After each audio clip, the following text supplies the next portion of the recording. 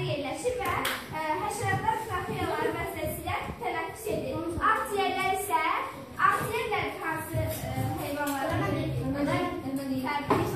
insanlarda və ya heyvanlarda daşıyır. Əyləş. Uşaqlar, bəs yaxşı kimdir? Suda yaşayan heyvanlar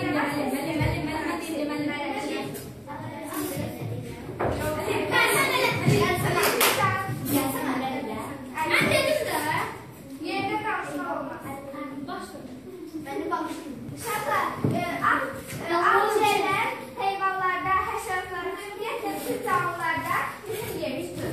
Çünki heyvanlar və canlılar tənəffüssüz yaşayır.